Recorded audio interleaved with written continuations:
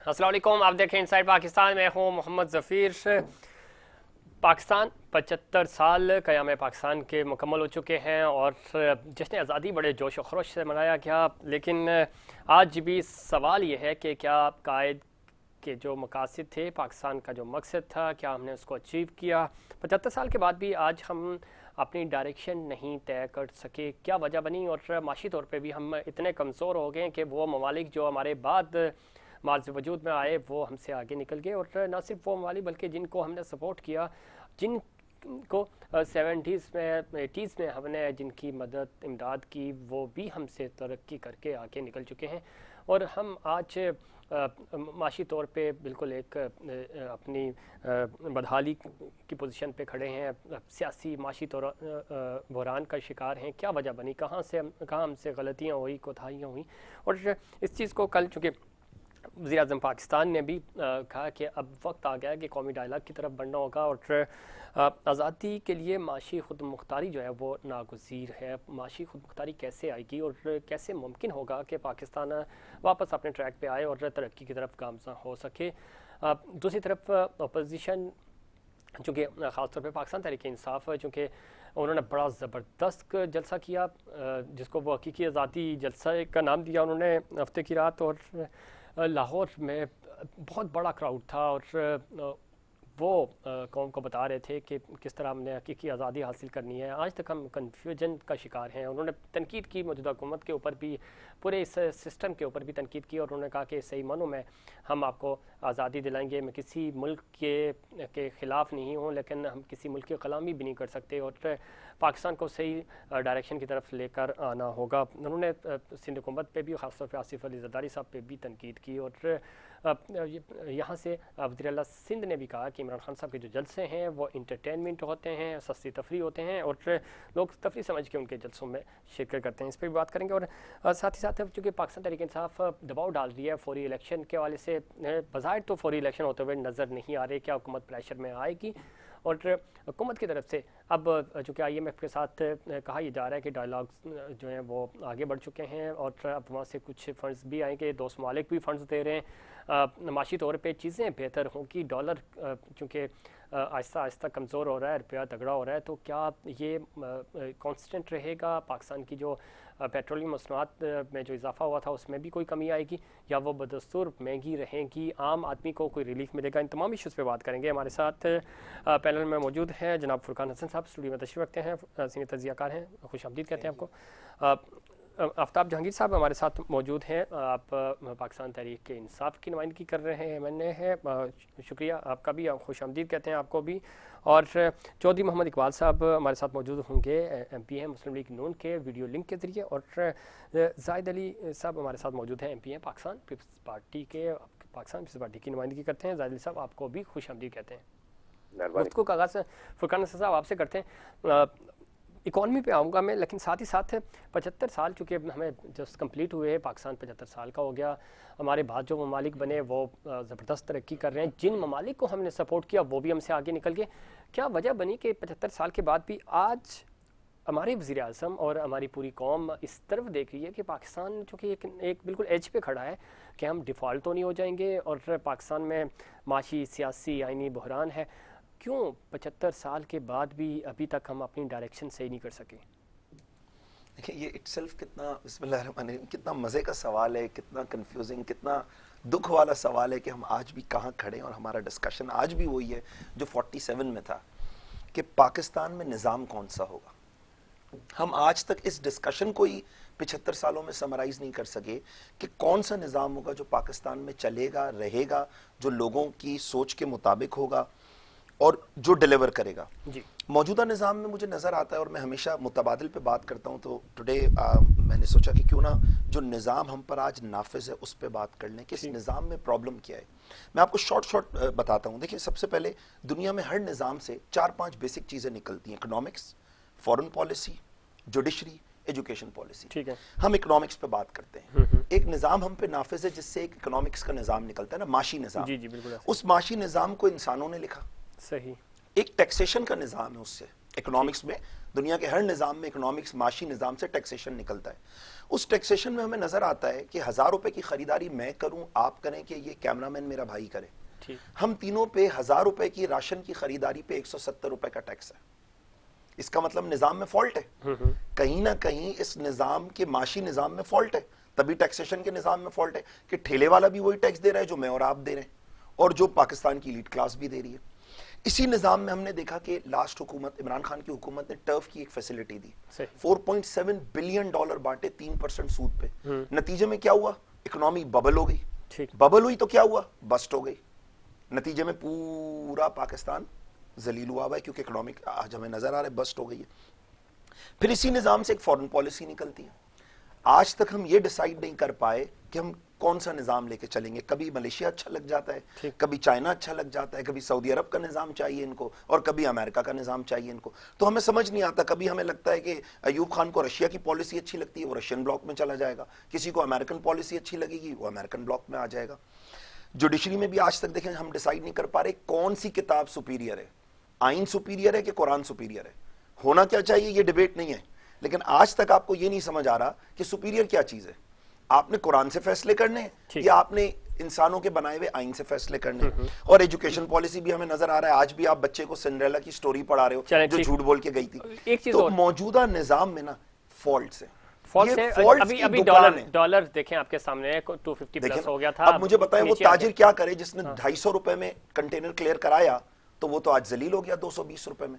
तो इसका मतलब है निजाम में ही कोई फॉल्ट है, तभी आप 75 साल में आज तक मसले हल नहीं कर पाए। ठीक है, मैं इस तरफ भी आऊंगा, लेकिन मैं चाहूंगा क्विकली विद इन 30 सेकंड आप रिस्पॉन्ड करें, फिर मैं जाहिद अली साहब की तरफ जाऊंगा कि आपको क्या लगता है कि ये जो इस वक्त डायलॉग की बात हो रही है, कौमी डायलॉग, हम बारहा इस पे प्रोग्राम कर चुके हैं, पहले भी बात कर चुके हैं। आज चूँकि 14 अगस्त को कल खिताब करते हुए आपके प्राइम मिनिस्टर कह रहे हैं कि ये जो डायलॉग है यही ज़रूरी है, क्योंकि इसके बगैर तो हम सही माने में माशी खुद मुख्तारी के बगैर तो हम आगे नहीं बढ़ सकते। सर देखिए, डायलॉग बरतानिया एक निजाम छोड़ के गया था। अगर डायलॉग उसी बाउंड्री के अंदर आपको करना है ना, बरतानिया के छोड़े हुए निजाम के अंदर, तो इस डायलॉग को भुट्टो साहब भी कर चुके हैं, यूब खान साहब भी कर चुके हैं, याया खान साहब भी कर चुके हैं, जियाउल हक भी कई दफा डायलॉग्स कर चुका है, बेनजीर नवाज शरीफ भी कर चुके हैं। तो पहले क्या हो गया जो अब ये शहबाज शरीफ साहब डायलॉग करके कुछ कर लेंगे। मैं बार बार यही बात कर रहा हूं, सिस्टम को कुछ इंटेलेक्चुअल्स चलाते। देखिए 25 करोड़ लोग निजाम नहीं चलाते। 25 करोड़ लोगों में 1500 लोग इंटेलेक्चुअल्स होते हैं, पीपल ऑफ पावर होते हैं, जो निजाम को समझते हैं और निजाम को नाफिज करते हैं। इधर कहाँ है? नहीं, हमारे यहाँ भी पीपल ऑफ पावर और वही इंटेलेक्चुअल्स हैं जो निजाम चला रहे हैं। कहाँ हैं? क्यों नहीं चला रहे? हमें तो चलता हुआ नजर नहीं आ रहा। असल में वो बार बार के फेलियर से बेजार हो चुके हैं, तो वो कह रहे हैं ठीक है भाई अब हम तो बेजार आ गए, हमारा काम क्या है? हमें उन्हें नया निजाम पिच करना है। पहले उन्हें बताना है कि इस निजाम में क्या फॉल्ट है और नया निजाम क्या होगा। तो मैं समझता हूं जब तक इन बॉर्डर्स के बीच में आप बात करेंगे तो ना पीपल ऑफ पावर मसला हल कर सकते हैं, ना इंटेलेक्चुअल्स हल कर सकते हैं। लेकिन हम इस पोजीशन में नहीं है, जैसा प्राइम मिनिस्टर भी कह रहे हैं कि हम तो पोजीशन में ही नहीं है ना कि हम इतना खुलकर कह रहे हैं। निजाम बदलेंगे तो पोजीशन बदल जाएगी। नहीं ना, तो निजाम बदलने के लिए जरूरी ये था कि आप दुनिया जो है वो बुलेट ट्रेन के ऊपर आ गई है। हमारे पास रेलवे ट्रैक सुकड़ के बिल्कुल वो जो जेलम और पिंडी तक पहुंचा हुआ था वो भी सुकड़ गया। तो ये चीज़ें तो जो नहरी निज़ाम वो अंग्रेज़ दे के गया था वही था, जो सड़कें उन्होंने बना के दी हैं वही, हम तो अपने पास से कुछ बना ही नहीं सके ना। जाहिद अली साहब, चूँकि 75 साल मुकम्मल हो चुके हैं, आज डायलॉग की बात हो रही है, कौमी डायरेक्शन की बात हो रही है। 75 साल हो गए सर, कोई एक कौम के लिए 75 साल बहुत बड़ा अरसा होता है। अभी तक हम कन्फ्यूजन का शिकार हैं कि हमने करना क्या है, हम कर क्या रहे हैं और हम करेंगे क्या। देखिए, सबसे पहले ये बात है कि तमाम पार्टियों को बैठ जाना चाहिए एक टेबल के ऊपर। दूसरा ये कि आप देखें कि जब भी पाकिस्तान पीपल्स पार्टी की हुकूमत आई है तो आप कारोबार को देखें, आप डॉलर को देखें, आप माशियात को देखें, आप एजुकेशन को देखें, आप हेल्थ को देखें, तो इसने हमेशा तरक्की की है। और लोग खुश होते हैं कि जब पीपल्स पार्टी की गवर्नमेंट आती है तो रोजगार भी लोगों को मिलता है और माशी तौर पे भी बेहतरी आती है, और उसके अलावा जो है लोगों का कारोबार बहुत चलता है। अच्छा। तो मैं समझता हूँ कि इस वक्त जी आप देखें कि जॉइंट गवर्नमेंट है, और ये जो 3.5-4 साल जो गुजरे पिछली गवर्नमेंट के जी, वो जो मुआहदे कर गई IMF से, जो कि भाई हम पेट्रोल पे भी बढ़ाएंगे, हम बिजली पे भी बढ़ाएंगे, हम ये भी करेंगे, अब लाज़मी बात है जब वो एग्रीमेंट कर गई है तो हमको उसको देखना पड़ेगा, और देखने के बाद जो है ऐसी कोशिश करेंगे कि आवाम के ऊपर कम से कम बोझ पड़े और एकदम न पड़े, और कोशिश ये करेंगे कि जितना आवाम को बचा सकें, और गवर्नमेंट अब यही कोशिश करेगी कि जितना सब्सिडी दे सके आवाम को, चाहे वो टैक्सों की मद में, चाहे वो बिजली की मद में, चाहे वो पेट्रोल की मद में, तो वो उनको देने के लिए प्लानिंगें भी हो रही है। अभी आप देखें कितना अरसा हो गया ये गवर्नमेंट आई है, थोड़ा सा टाइम हुआ है और उसके बाद जो है वो कोशिश अपनी पूरी कर रहे हैं। हमारे जो है वजीर खारजा, वो भी आप देखें बिलावल भुट्टो साहब भी दुनिया के दौरे कर रहे हैं और दुनिया को यहाँ पे इन्वेस्टमेंट के लिए आमादा भी कर रहे हैं। आप आए पाकिस्तान में कारोबार करें, यहाँ इन्वेस्टमेंट करें, ठीक। ताकि यहाँ का जो है वो सही हो जो भी जाहिद साहब, आप मामलात है। बड़ी बड़ी बड़ी तफसील से बता रहे थे कि पाकिस्तान पीपल्स पार्टी का जब दौर आता है या आया माजी में तो तरक्की की तरफ गया, रोज़गार मिला लोगों को। सिंध में मुसलसल 14 साल से, अब ज़ाहिर 15वां साल है और आप बरसर इक़्तिदार हैं और 18वीं तरमीम के बाद वो के पास इख्तियारात भी हैं, आपको रेवन्यू भी बड़ा अच्छा पूरे सिंध से और ख़ासतौर पर कराची से मिलता है, तकरीबन 90% रेवन्यू। उसके बावजूद यहाँ पे ना तो रोज़गार है, ना डेवलप हो सका कराची, ना सिंध के किसी दूसरे शहर को आप मॉडल के तौर पे पेश कर सकते हैं। दूसरी बात आपने की कि चूँकि आपके वज़ीर ख़ारजा साहब जनाब chairman Pakistan Peoples Party Bilawal Bhutto साहब जो हैं वो दुनिया भर के दौरे कर रहे हैं। सर, दुनिया भर के दौरे वो कर रहे हैं, लेकिन क्या वजह है कि आर्मी चीफ साहब को सरमायाकारी के लिए यकीन दहानी करवानी पड़ रही है और उनके टेलीफोन की वजह से चीज़ें बेहतर होती हैं? वज़ारत आपकी सफारतकारी और आपकी हुकूमत कहाँ है?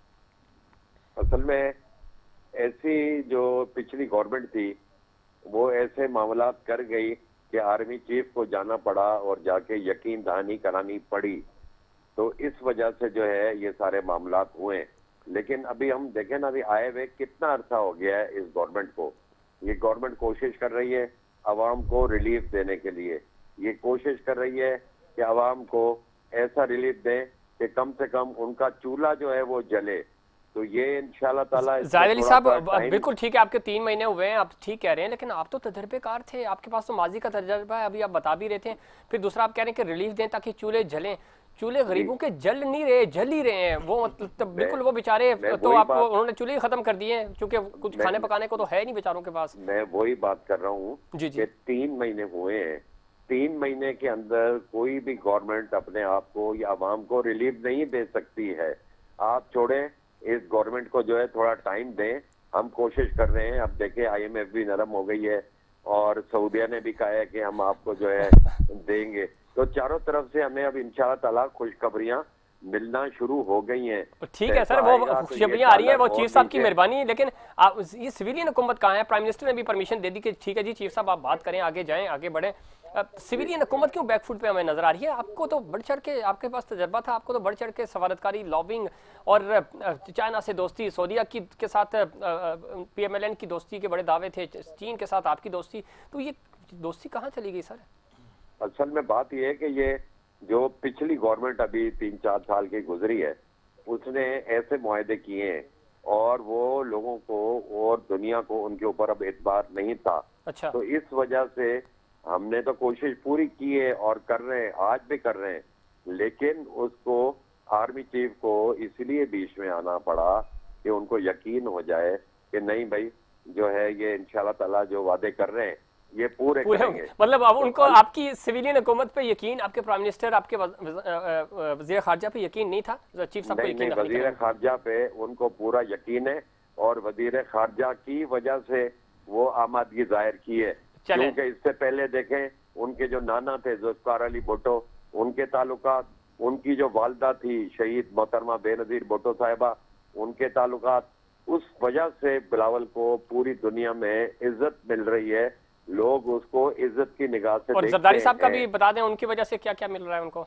जरदारी साहब ने जो सिंध में, जब वो आप देखें जब पाकिस्तान के प्रेसिडेंट थे, उन्होंने 18 अमेंडमेंट की। जब एक सदर को इख्तियारात थे कि वो असेंबली तोड़ सकता था, तो उसने जो है वो इख्तियार खत्म किया। उसने जो है सूबों को 18 अमेंडमेंट देके सूबों को खुद मुख्तियार किया कि सूबे अपने फैसले खुद करें और सूबे अपने खुद कर रहे हैं जो भी उन लोगों को करना है। चलें, ये तो अच्छी बात है, लेकिन सूबे फिर आप 14 साल उसके बाद 2008 फिर 12 में चूंकि ये आप तरमीम लेके आए, उसके बाद सूबे तो कुछ कर नहीं सके सर, सूबे को तो नहीं बहुत किया। आगे जाना सिंध को चाहिए। देख लें, NIC हॉस्पिटल देख लें, कैडेट कॉलेज देख लें, यूनिवर्सिटियां देख लें, और आप अंदरूने सिंध जाएं जहाँ पे पहले कच्चे रोड होते थे वहां सब पक्के, उमरकोट, छाछरो, बदीन, पूरा आप विजिट करें तो माशाल्लाह ताला रोड सब पक्के हो गए। और वहाँ पे जो लोग हैं बरड़ी के, उनको काफी फायदा हुआ है। कोशिश की है कि लोगों को ज्यादा से ज्यादा सहूलतें दी जा सकें। अच्छी बात है जाहिद अली साहब, आप हम तो खैर हम अंदरूनी सिंध बड़ा विजिट करते हैं, हमने देखा भी है, आप कह रहे हैं तो चलो यकीन भी कर लेते हैं। मेरे साथ चले ना, आपके साथ, आप मेरे साथ चलें, सर, अपना कैमरा उठाएं सर, और सर, कैमरे की आंख से देखें।